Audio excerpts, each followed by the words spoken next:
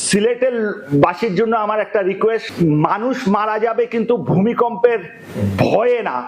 ভূমিকম্পের সময় তার ছিঁড়ে যাবে, গ্যাস লাইন বাস্ট হয়ে যাবে, ওই গ্যাস লাইনের মধ্যে কোন রকম আগুন পাইলে ওই গ্যাস লাইন আর মানুষ ম্যাক্সিমাম জ্বলে মারা যাবে।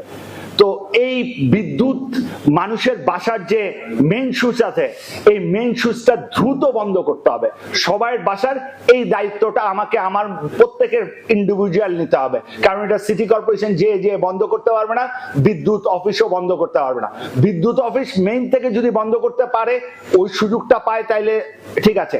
কিন্তু আমাদের বিল্ডিংটা পড়তেছে, এই অবস্থা দেখতেছি, তখন কেউ একজন যে মেইন সুইচটা বন্ধ করে দিলে অনেক লোকের প্রাণ বাঁচাইতে পারবেন। এই সচেতনতাটা আমাদের খুব দরকার। এবং মানুষের জন্য আরেকটা বলছি, লিফটে কখনো যাবেন না। জাপান হচ্ছে one of the earthquake prone দেশ, নিউজিল্যান্ড হচ্ছে সবচেয়ে আর্থকুইক প্রোন দেশ। এই দুইটা দেশে, জাপানে দেখবেন যে রাস্তাঘাট খালি থাকে, ভূমিকম্প হলে কেউ রাস্তাঘাটে নামে না, ওরা সবাই ঘরের মধ্যে বসে থাকে। ঘরের মধ্যে কোন জায়গায় বসে থাকবেন? বিম এবং কলামের মাঝখানে চুক্তি করে বসে থাকেন, কিচ্ছু আল্লাহর রহমতে হবে না।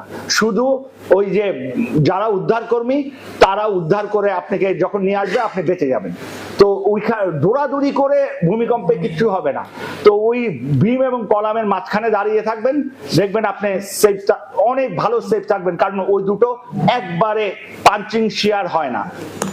আর আমাদের আরেকটা এই দায়িত্ব কে নিবে আমি জানি না।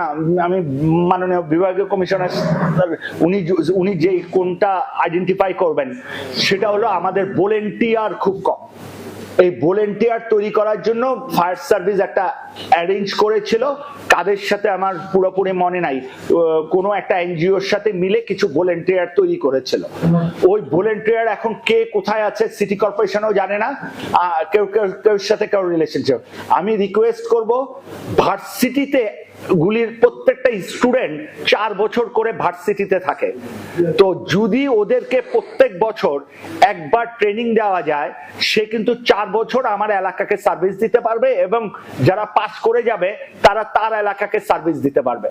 এই ইউনিভার্সিটি গুলিকে যদি এখন সিলেটে তিনটা বা চারটা, আমার ভুল হইতে পারে, 3টা সরকারি ইউনিভার্সিটি আছে, 4টা প্রাইভেট ইউনিভার্সিটি আছে, এদেরকে যদি ট্রেনিং দিয়ে ভলেন্টিয়ার তৈরি করে রাখতে পারেন এবং ডাটাবেসটা সিটি কর্পোরেশনের কাছে রাখা যায়, তাইলে আমরা কিছু ভলেন্টিয়ার পাবো।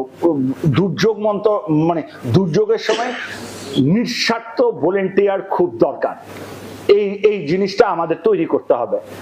সিটি কর্পোরেশন, পিডব্লিউডি, বিদ্যুৎ বিভাগ, বিভাগীয় কমিশনার অফিস, সবাই একসঙ্গে ইন্টিগ্রেটেড ভাবে এই দুর্যোগের সময় যদি কাজ করতে পারি এবং আমাদের যদি কিছু ভলেন্টিয়ার থাকে, তাইলে আমরা আশা করি খুব ভয়ঙ্কর অবস্থার মধ্যে পড়বো না।